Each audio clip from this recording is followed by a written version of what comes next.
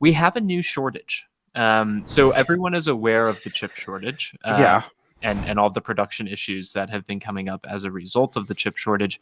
There's now, Dad, a magnesium shortage, and this is not good. Like, this is genuinely, we can't afford to have another thing go poorly in automotive production right now. that is This, correct. this comes from, we've got two articles, one here from Jalopnik, Steve De Silva. Thank you, Steve, for writing this. The car shortage is about to get a whole lot worse. A critical element in everything from engines to bodies is in short supplies.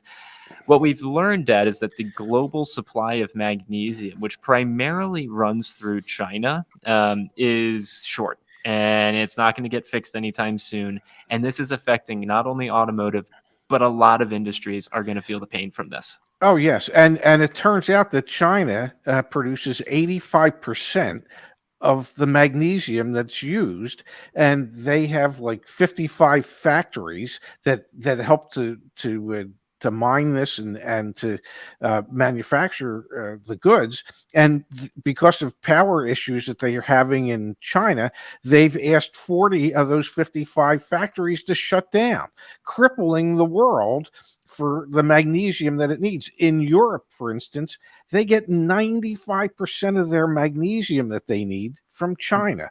And the Um, reason we're learning about this now, to be clear, is that third quarter earnings are happening for the publicly traded companies. So mhm. all of the executives on these conference calls, these quarterly earnings calls, they're waving the flag and they're saying, "Hey, chip shortage has been bad." And this is not just auto industry; this is all industries. Chip shortage has been bad.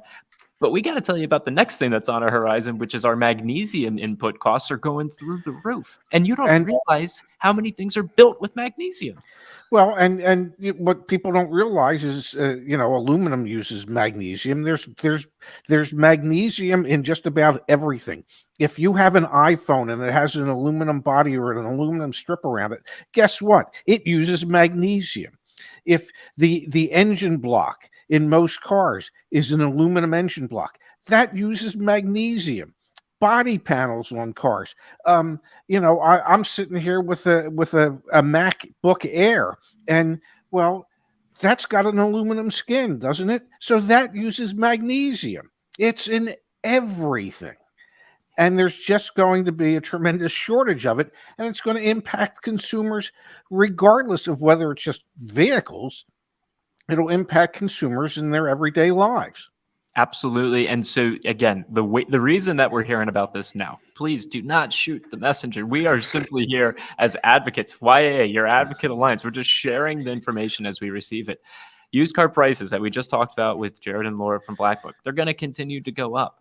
Magnesium is now going to hamper production of new vehicles even more. The chip crisis is continuing to hamper production of new vehicles.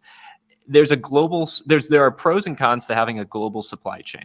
Big pro, you can do a bunch of just-in-time manufacturing where you don't have a lot of carrying costs for the inventory of like the inputs for what goes into producing the final good. Con, when one part of that breaks, the whole system breaks, and we Yep, are experiencing that today. And the ramifications for this are not going to be felt just tomorrow or next week. This is going to be around for, quite some time. my words, years. This is not going away anytime soon. And so as consumers, we have to begin to understand what implications that's going to have on our, buying decisions and things like that. And we would not be surprised if, Laura mentioned it during our interview with her. MSRPs on new vehicles going to go up. It's just inevitable. Yep, everything. The MSRP on everything is going to go up.